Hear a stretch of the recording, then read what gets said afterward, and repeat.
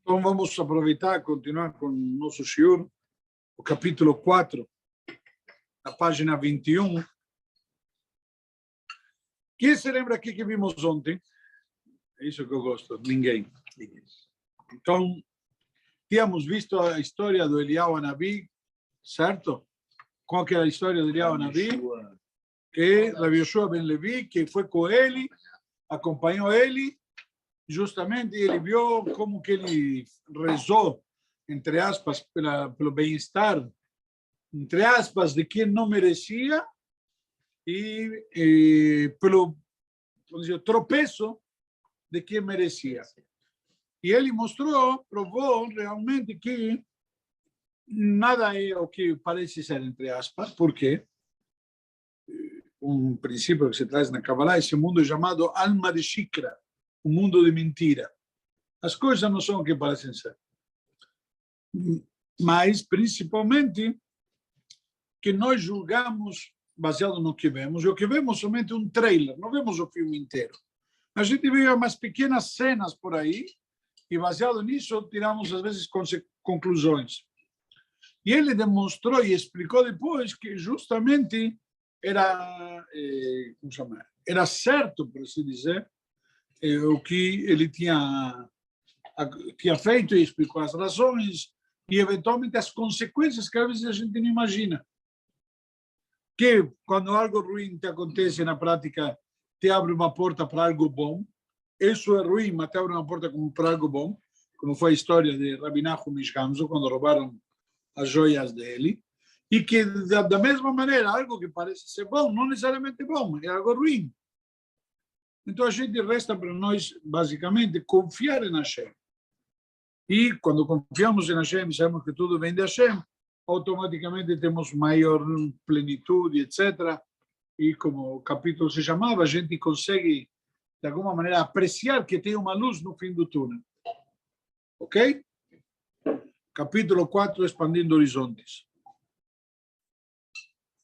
Como foi explicado no capítulo anterior, na verdade, ele faz a recapitulação que eu já fiz, também copiando, plágio.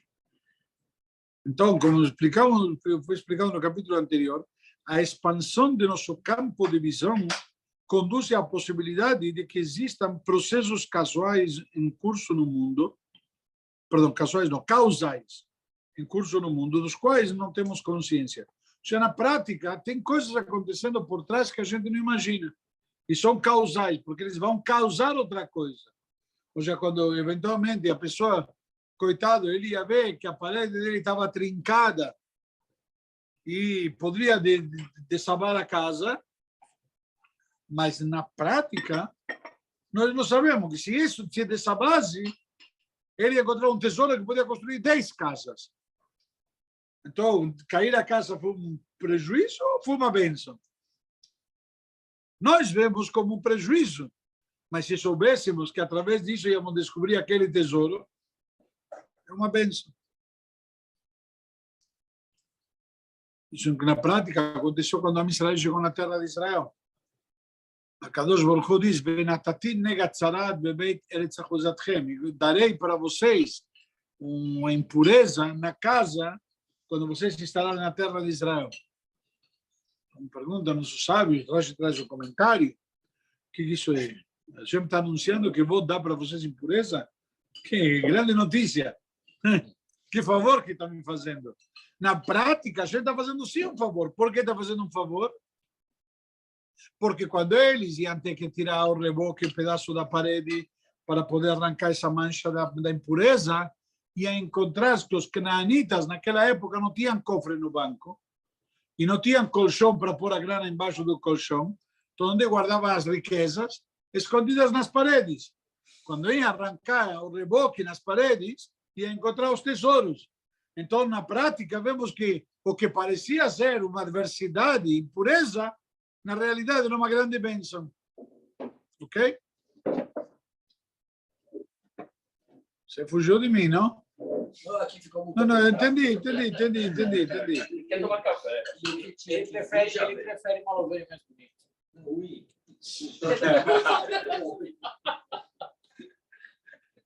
É ruim. há questões, todavia, que permanecem sem respostas. Como fica uma pessoa que Deus nos livre tem uma doença crônica incurável? Ou Deus nos livre alguém que sofre um acidente e perde a vida? O que se pode dizer numa situação dessas? Como afirmar que ela leva a algo de bom? Na prática é difícil.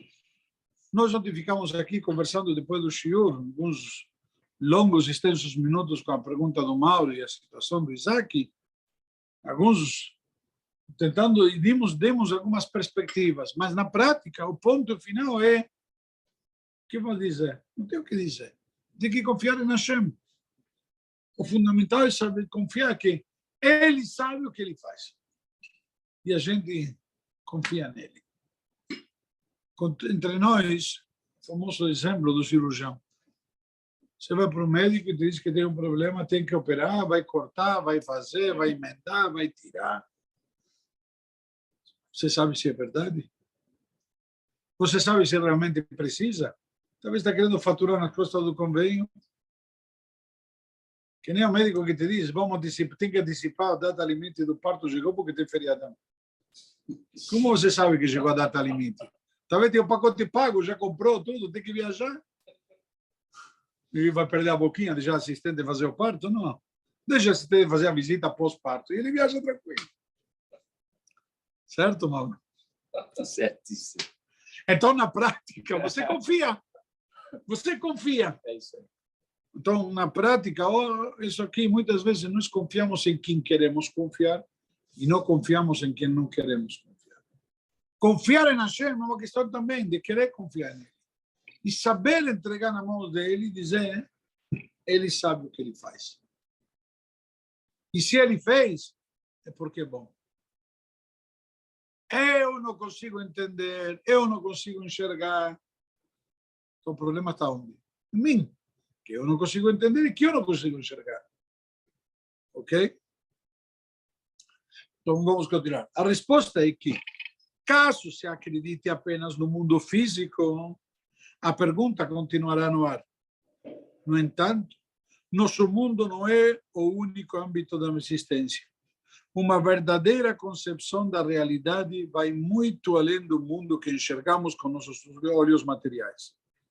Para começar, existe vida após a morte. O Olam Abá, o mundo vindouro. O Olam Abá é o mundo das almas.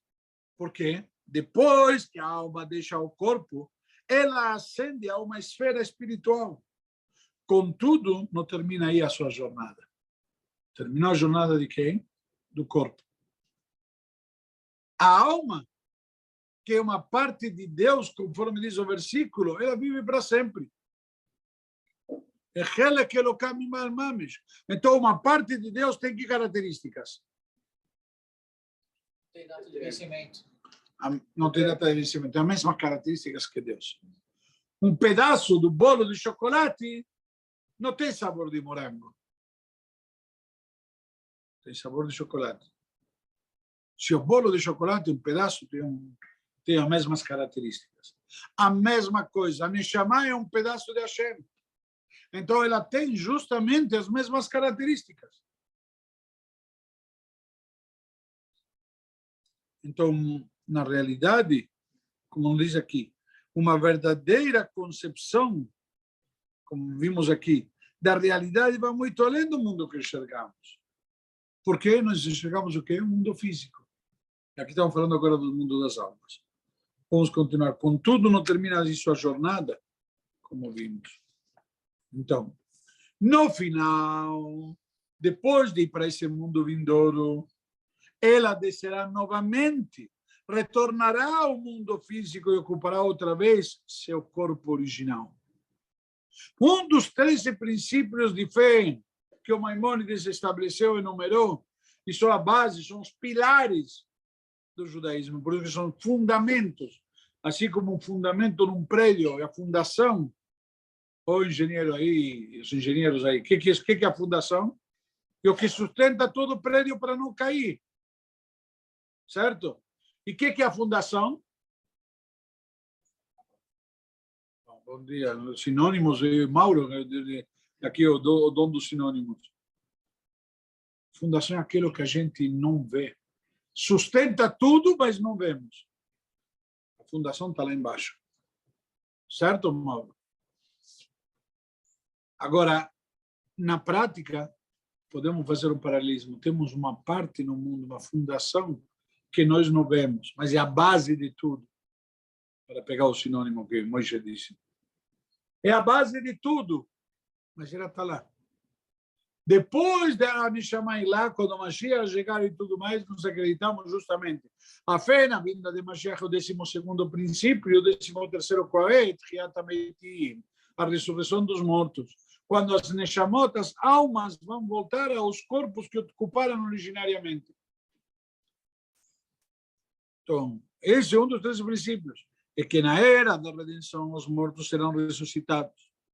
Isso daqui não é de Edir mais cedo, isso aqui é original do judaísmo, da Torá. Sendo assim, a vida da alma não acaba em nosso mundo material, que acabou é do corpo e também temporariamente. Porque mesmo o corpo vai voltar. O corpo se desintegra, certo? Por quê?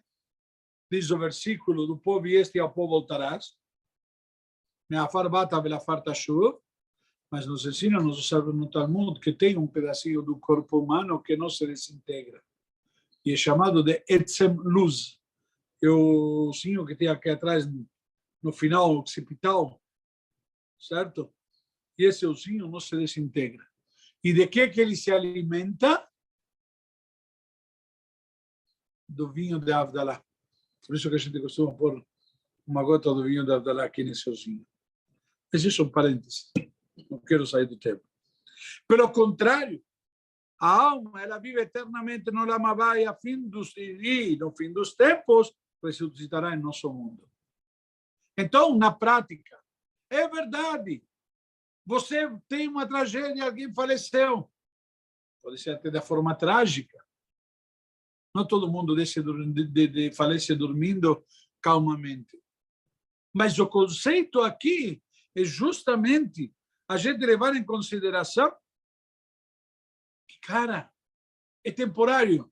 Lembra ontem, no shiur, pós-shiur, que contamos a passagem da Guimará, que quando alguém falece é como uma joia que se perdeu e ninguém sabe onde está, mas sabe que está lá e vai encontrar novamente? Quando menos imaginar, vai achar. Então, assim também uma pessoa que falece. Ela se perdeu para a sua geração, lembra que falamos ontem? Mas depois ela vai ser encontrada. Por quê? Porque vai voltar. Então, na prática, esse conhecimento amplia ainda mais a visão e nos dá um ponto de vista privilegiado para analisar qualquer sofrimento surgido no decorrer da existência. É verdade que nesta vida uma pessoa pode sofrer, mas no Olam Abá, na vida da alma, ela receberá a recompensa e os benefícios que correspondem a cada sofrimento, a cada esforço, a cada mitzvah, a cada boa ação que ela fez. A Kadosh Baruch Hu não fica devendo nada para ninguém. Entre aspas, a gente não perde por esperar. E Deus nos livre, talvez a recíproca é verdadeira. Se você ficou aqui o tempo inteiro à toa, desperdiçando as oportunidades da tua vida, de fazer o bem, de fazer proativo, de produzir, para que você veio ao mundo? Não somos turistas, não somos espectadores, somos somos todos protagonistas. Ia dizer, falei, vou dar para... Cada um de nós tem uma missão e tem um papel para desempenhar. E isso vai fazer o teu sucesso, a tua felicidade. Por quê? Porque você vai estar pleno, porque está cumprindo com a missão que você tem. Então, na prática, às vezes, você fica aqui mais tempo, não necessariamente é uma bênção. E alguém que for mais cedo, talvez sim. Por quê? Bravo. O que ele tinha que fazer, já fez. A gente não sabe para que viemos. Você sabe para que veio, Denis? Não? Pensei que veio para rezar Shacharit. Bom, eu vim para rezar Shacharit. O café da manhã foi um bônus. Então, na realidade, a gente veio para uma missão. Você não sabe qual é a missão. Então, faz tudo o máximo possível. Aí, pelo menos, sabe, como aquele cara que corre atrás da bola. Ele está na defesa, está no meio campo, é armador, está no ataque. O que precisar. Temos que ganhar. Tem que ganhar e esse é o jeito. Na prática, cada um de nós temos que ganhar. Está escrito nos livros místicos, não quero me desviar, mas um ponto importante deixar claro, como você pode saber qual é a tua missão, justamente onde você mais dificuldade tem. Se você tem mais dificuldades, por exemplo, em dar-se da cá, talvez seja a tua missão. Por quê? Porque o Yetzer Hara vai te atrapalhar naquilo que é importante. Aquilo que não tem importância, faz o que você quiser. Não é importante mesmo. O Yetzer Hara vem nos atrapalhar. Onde ele vem nos atrapalhar? Onde mais difícil está o trabalho, porque é isso que devemos fazer. Mas vamos voltar ao nosso assunto. Depois, se alguém tiver dúvidas, a gente esclarece isso melhor. Assim, em seu comentário sobre o livro de Jó, você conhece a história de Jó? Não. O livro de Jó é um livro, um dos 24 livros do Tanakh da Bíblia. Ouviram falar da Bíblia, não? O maior best-seller de todos os tempos. Tem um dos livros chama livro de Jó. É uma história de um cidadão que ele tinha tudo de bom e do melhor. E ele foi testado. Um anjo reclamou com Hashem, do Maom, que reclamou com Hashem. Você se fica orgulhoso do serviço de Deus de Jó? Lógico, você deu para ele todo de bom e de melhor. Eu quero ver se ele vai ser tão devotado na hora que você tirar algumas coisas dele. E ele perdeu a família, perdeu a riqueza, perdeu tudo. E ele passou no teste e depois a gente restituiu tudo de novo no final. Mas o que eu quero dizer, de fato, inclusive eu tenho uma opinião que diz que Lo haya velo nivra la mashal haya. Ele não existiu, foi simplesmente como chama, uma parábola. Mas se diz que Jó, na verdade, é um dos conselheiros, quem? Do faraó. O faraó tinha 3 grandes conselheiros com quem ele se consultava, entre aspas. Quem eram? Jó, Itró, o sogro de Moshe, e Bilam. Ok?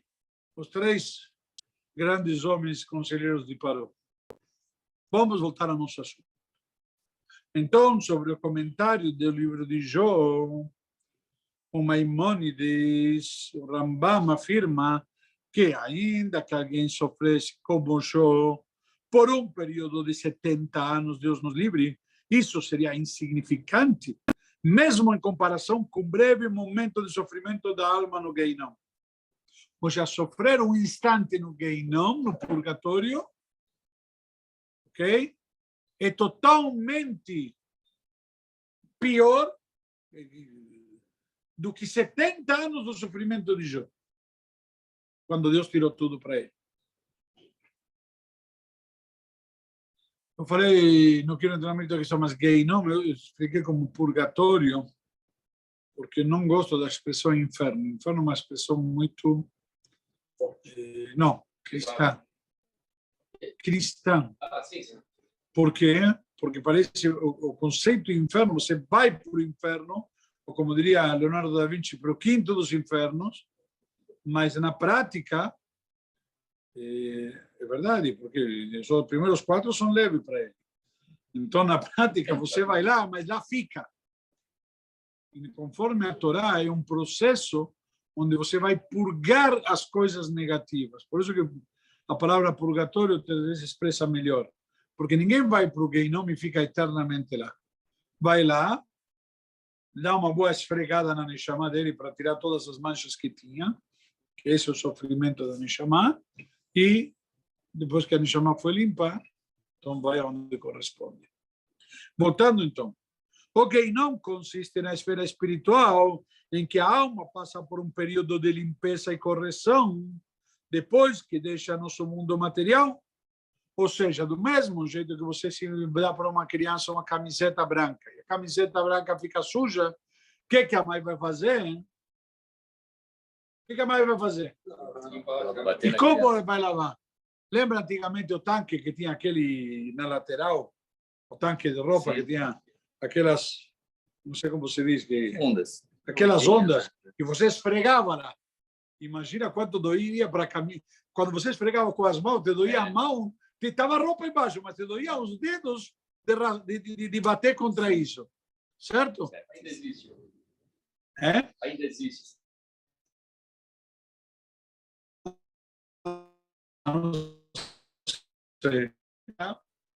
Você fica esfregando. Você imagina a dor da camisa.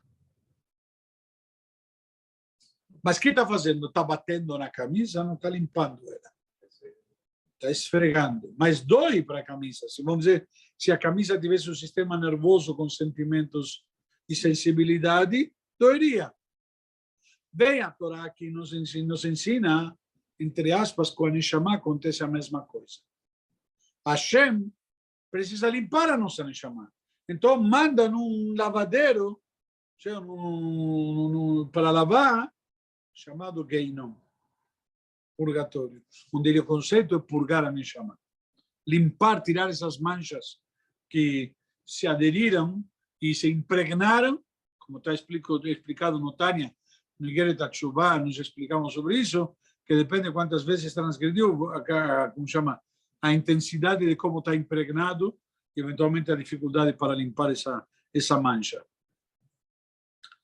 Em alguns textos, esse processo de purificação e retificação é chamado de punição. O termo é algo enganoso, porque não há intenção de punir. Punir é castigo, e não interessa castigar.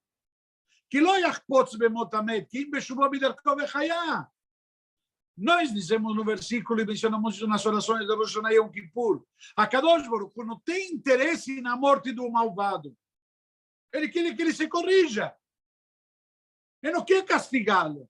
Ele quer que ele se endireite, se regenere. E esse, entre aspas, é o problema que temos na nossa sociedade. Temos um sistema que não é correcional, um sistema que é penitenciário. Ele pune, não corrige. Não trabalha para corrigir, ao contrário. O cara que foi preso, eventualmente, na nossa sociedade, por um delito, ele sai pós-graduado em crime. É pior. Você não corrigiu ele. Você não regenerou ele. Você, entre aspas, não limpou ele. Ao contrário, sujou mais.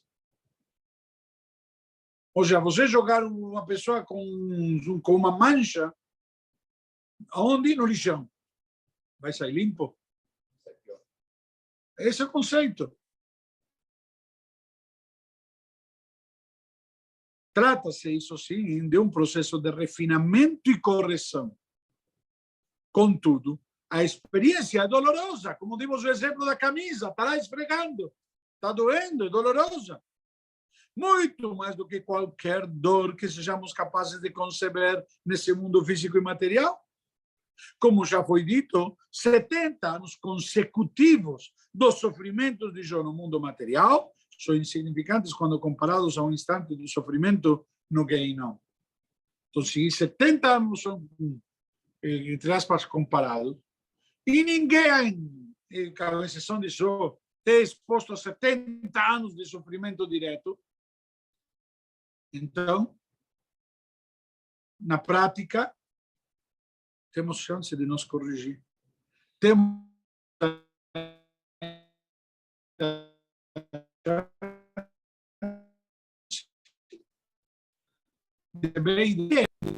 temos que tudo isso não é um castigo, não é uma punição. É o quê? É a faxina. Está esfregando, não? Certo? Se você tiver uma mancha, às vezes não tem um produto de higiene apropriado, você tem que raspar. E às vezes vai raspar. Uma criança saiu brincar e se manchou, se pintou com canetinha. Uma canetinha que não sai, a mãe vai ficar lá com o sabonete e vai ficar raspando. E a criancinha vai dizer, mamãe, dói. Por que dói? Agora a mãe está castigando a criança. Eu vou dar um outro exemplo muito bonito que eu gosto de dar. É uma criança que brincou com a faca e se cortou. O que acontece? Lá, hoje em dia não se aplica, mas na nossa época, que somos um pouquinho mais experientes, o que acontecia antigamente? Vinha a mãe com um mertiolate. Lembram do mertiolate de antigamente? Ardia muito. E quando a mãe vinha com o mertiolate, o que a criança dizia? Deixa. Não vou fazer mais, não vou fazer mais. Eu não vou brincar mais com faca. Por quê? A criança interpreta na cabeça dela que o mertiolate é um castigo. Eu brinquei com faca e me cortei. Não deveria ter feito isso. Então veio a mamãe e vai me castigar com o mertiolate. Ela não consegue entender que a mamãe está querendo desinfetar. O corte já está aí. O estrago já está feito, para que não vire pior, que não infeccione. Ou na pior das hipóteses ainda, se machucou com algo enferrujado, vai lá pegar antitetânica. Essa dói. E não vou fazer mais. A tetânica não é para você não fazer mais. A criança não consegue entender. Nós somos as crianças neste mundo. Não conseguimos entender. Não conseguimos enxergar essa sabedoria divina. Vamos lá aqui. Estou me estendendo demais. O mesmo vale para o prazer. Todo o prazer que se pode sentir neste mundo é insignificante perante de um instante de prazer no mundo vindouro. Se você acha que você conhece prazer, não é nada. Não é nada comparado com o mundo vindouro. Em sua bondade, Deus permite que o sofrimento que passamos neste mundo tome o lugar do sofrimento do Geinom.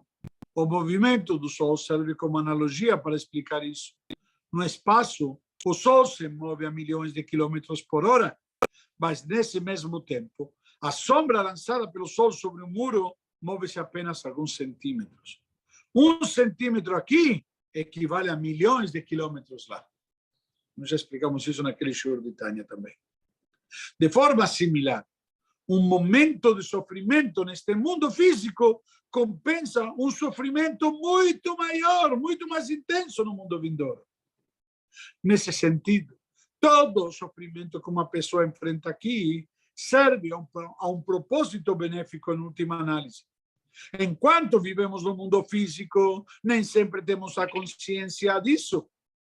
Mas reconheceremos finalmente essa realidade no mundo vindouro ou na era da redenção.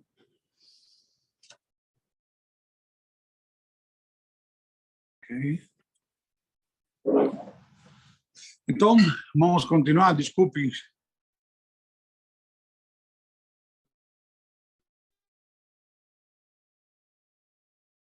Transforma a maneira pela qual vemos a vida ao nosso redor. Foi preso na Rússia por divulgar as práticas judaicas. Os indivíduos que o prenderam eram também judeus. Eles pertenciam a uma facção judaica do Partido Comunista conhecida como Yesvetsia.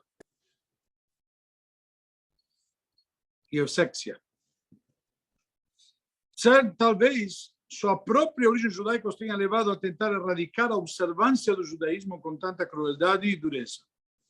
Eles exigiram que o Rebbe desse informações sobre a rede de yeshivot e hadarim clandestinos que montara, de escolas e institutos de ensino de Torá. Revelasse a localização dos abatedouros kasher, mikvaot e outros lugares. O Rebbe anterior não ficou intimidado, recusando-se a dar qualquer informação, mesmo que foi pressionado. Finalmente, esse inquisidor pegou uma arma e apontou para o Rebbe dizendo: está vendo este brinquedo? Ele já fez muita gente falar. E vai fazer com que você fale também. O Rebbe respondeu com muita firmeza: seu brinquedinho só consegue amedrontar as pessoas que têm apenas um mundo e muitos deuses. Quem tem um único Deus e dois mundos não teme. O Rebbe anterior queria dizer que as pessoas conscientes da verdade absoluta e atentas aos dois mundos, este mundo físico e também o mundo espiritual que virá, não se amedrontam com a possibilidade da morte física, porque não é o final. Pois a vida não termina com ela. Assim, o que aparenta ser uma tragédia neste mundo pode ser o melhor, afinal de contas.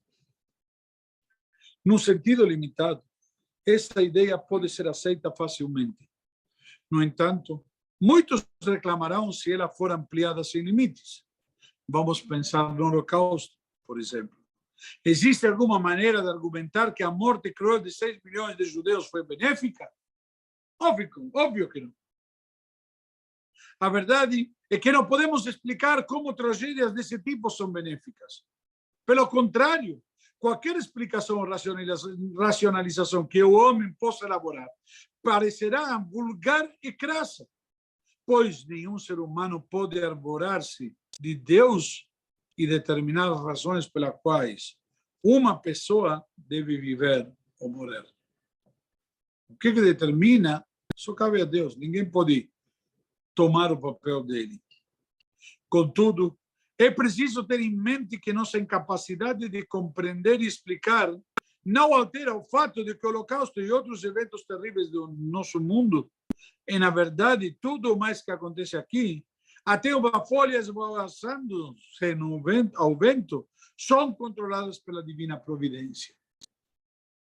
E se o evento é controlado pela divina providência, como já falamos, então, sem dúvida, Deus tem seus motivos para promovê-lo. Não conseguimos enxergar suas razões, pois Ele e sua sabedoria são infinitos. Mas nossa falta de entendimento não as invalida. O fato que eu não entendo não muda nada. Não afeta. E, de fato,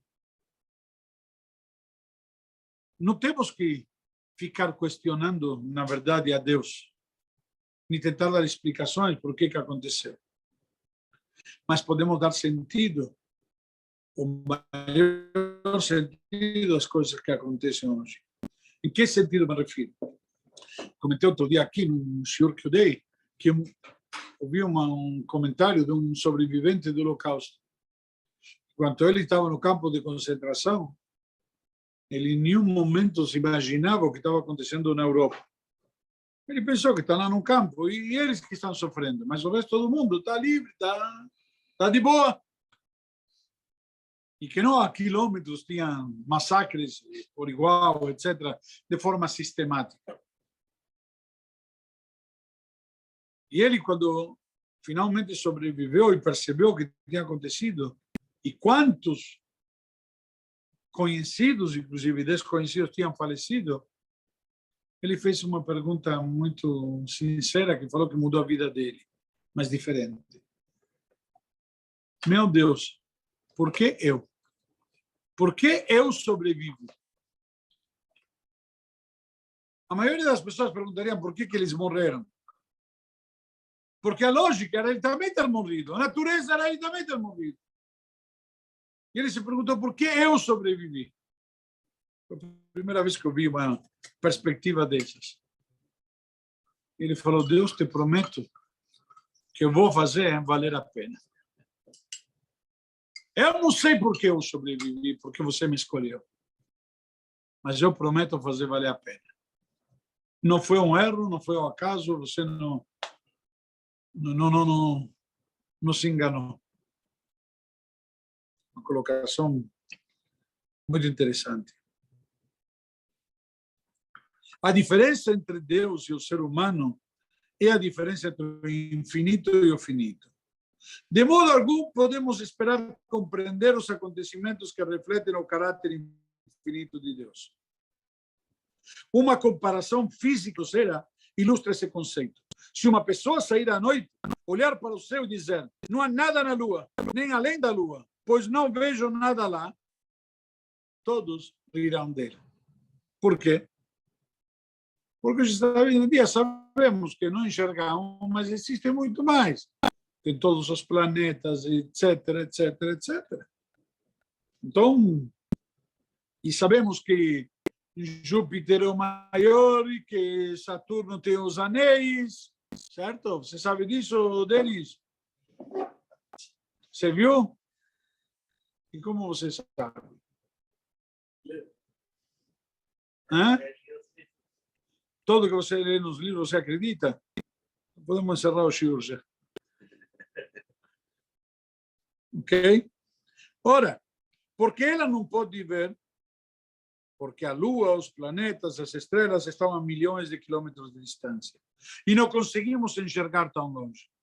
Algumas estrelas não se encontram a apenas milhões de quilômetros de distância, e sim a anos-luz. Sendo assim, embora tenhamos conhecimento de sua existência, nada podemos fazer a respeito do que nelas acontece, se é que acontece alguma coisa lá. Não obstante, todo espaço físico, mesmo de centenas de anos-luz, é um intervalo finito quando nos referimos à nossa distância de Deus ou de sua sabedoria. Estamos falando de uma grandeza infinita. Entre e quantos trilhões ou quadrilhões você quiser, não é nada comparado com entre quatrilhões e o infinito. Verdade? Sendo assim, se no que diz respeito à realidade física estamos dispostos a aceitar que certas coisas existem, embora não possamos vê-las, então devemos ser capazes de aceitar que Deus tem razões para tudo o que acontece, mesmo que não alcancemos tais razões com nossa mente mortal. Se você consegue aceitar, porque viu nos livros que tem Saturno, você nunca viu Saturno, e menos ainda os anéis de Saturno. E mais, você consegue aceitar porque está nos livros. Então, tudo que está na Torá, você tem que poder aceitar também. É difícil. E aquilo que está a quilômetro de distância, você aceita porque está no livro. Tudo que eu estou te dizendo também está no livro. Aceita? Não, Torá questionamos. O médico que faz cirurgia, não questionamos. O cidadão que faz qualquer coisa, não questionamos. A existência de Saturno e seus anéis, não questionamos. Mas a Torá, sim.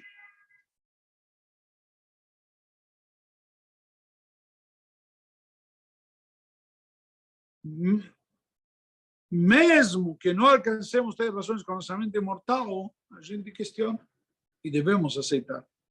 Não há maneira de elaborar uma explicação dos benefícios decorrentes de eventos como o Holocausto, pois nossa mente limitada não consegue compreender o que está infinitamente longe dela.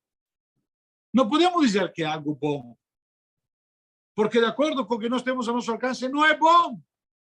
Mas de alguma perspectiva, Kadosh Baruch Hu, o que ele fez, ele tem justificativa. Devemos saber aceitar. Mas não existe a possibilidade de Deus permitir que algo aconteça que não seja para o bem. Alguma razão tem. E com certeza, se vou olhar da perspectiva dele, eu vou concordar. Só que Mauro não tem uma perspectiva dele. Não está ao nosso alcance. Aparentemente, aquele que sofre é vítima dos impulsos malignos do outro. É verdade? Perdão, pulei o parágrafo. Há, porém, outro aspecto que precisa ser esclarecido. Se uma pessoa sofre em consequência de um ato de Deus, seja tempestade, terremoto ou doença, podemos reconhecer que há um benefício oculto, porque isso está implícito na própria expressão ato de Deus. Uma tragédia da natureza é um ato de Deus. Agora, uma aberração humana, então, como Deus permitiu. Porque quem foi que fez foi o homem. Contudo, quando o dano é causado por um ser humano, por exemplo, um ato de violência ou um furto, como podemos afirmar que se trata, em essência, de algo bom? Por que comparar isso a um ato de Deus? Afinal, o indivíduo possui o livre-arbítrio para decidir se cometerá o crime ou não. E às vezes é tão ruim que nem livre-arbítrio já lhe ficou. Entre aspas. Muitos ficam presos a seu ego, sua vaidade, seu orgulho, enfim. Aparentemente, mas todos temos livre-arbítrio. Aparentemente, aquele que sofre é vítima dos impulsos malignos do outro. À primeira vista, se a outra pessoa não tivesse escolhido fazer o mal, a primeira não sofreria o dano. E olha essa parte aqui que é fundamental. Como dizer, então, que o sucedido em essência foi bom, pois veio de Deus quando um ser humano responsável? Deu para entender? Resposta.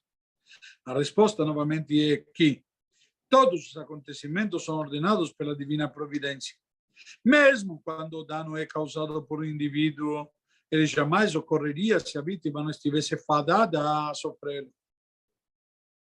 Ou seja, se alguém atropela, o A atropela B, o B ia ser atropelado.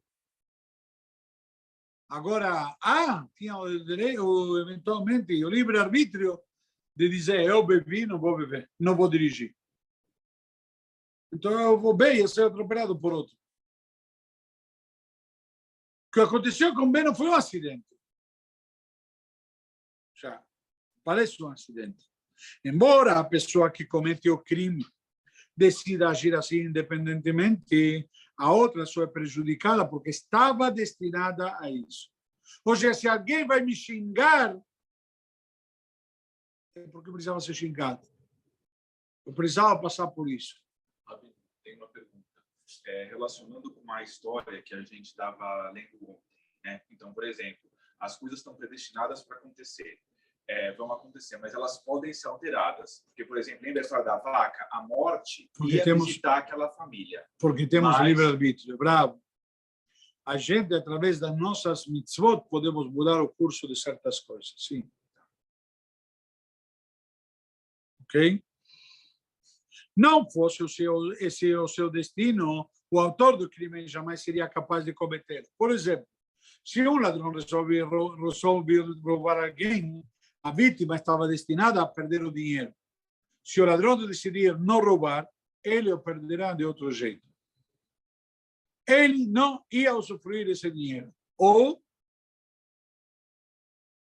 se não fosse roubado, ia ser gasto de uma forma negativa, talvez. Porque usufruir de forma prazerosa não ia. Então, aquilo que não é para ser, não vai ser. Deus nos livre. Isso não absolve o ladrão, embora a pessoa esteja destinada a perder o dinheiro. Deus tem muitos emissários à sua disposição. O ladrão desconhece o plano divino. Ele rouba porque escolhe fazer o mal. E, portanto, será punido. A Mishnah conta que Hillel, o sábio, viu certa vez um crânio flutuando na água e lhe disse: assim como afogou outros, você foi afogado. No final, aqueles que o afogaram também se afogarão. Ok? E ele estava explicando a relação de causalidade. Ou seja, causalidade tem causa e efeito. Ou seja, a pessoa fez uma escolha errada e afogou outras. Uma vez que Deus pune medida por medida, um afogamento conduz a outro. Em cada caso, a pessoa que é afogada está sendo castigada por algum motivo. Mesmo assim, o sujeito que serve como instrumento para administrar a punição age por vontade própria e é punido por fazer tal coisa. Ou seja, você tinha um livre-arbítrio. E se não, ele afogar sozinho. A pessoa que tinha que se afogar, ninguém falou que você tinha que afogar. Você afogou por ela porque você quis afogar ela. Ok? Logo, o fato de alguém sofrer um plano provocado por outra pessoa, né? Um dano. Logo, o fato de que ele sofrer um dano provocado por outra pessoa não deve impedi-lo de ficar besimcha. Ou seja, se alguém te bateu o carro, não adianta, não precisa fazer um escândalo. Faz garrafa para ti. Então, isso não é motivo para você não ficar feliz, contente. Pelo contrário, ela deve reconhecer que a perda foi determinada por Deus e, por isso, em essência, é boa. Baruch Hashem. Como se diz, foram os anéis, mas ficaram os dedos. Graças a Deus, só foi o carro. Para alguns, é melhor deixar o carro e vai ele. Por esses motivos, uma pessoa deve estar sempre besimcha, pois tudo que lhe sucede vem de Deus e Deus é bom. Então, tudo que ocorre fundamentalmente é bom. Por vezes, os benefícios e bênçãos divinos podem ser percebidos com clareza. Há ocasiões, porém, em que o bem chega disfarçado e não pode ser visto de imediato. No entanto, mesmo esses acontecimentos são essencialmente bons. Sim.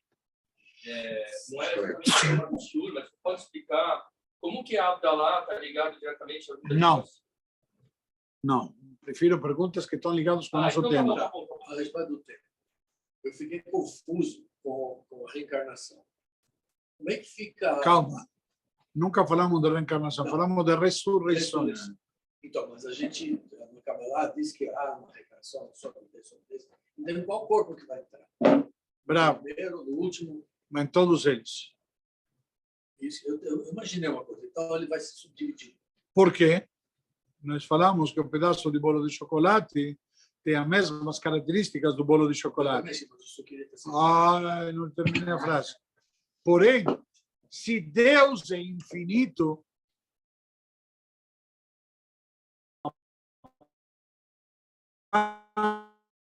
Pronto. ok? Deixa Olha. liberar aqui para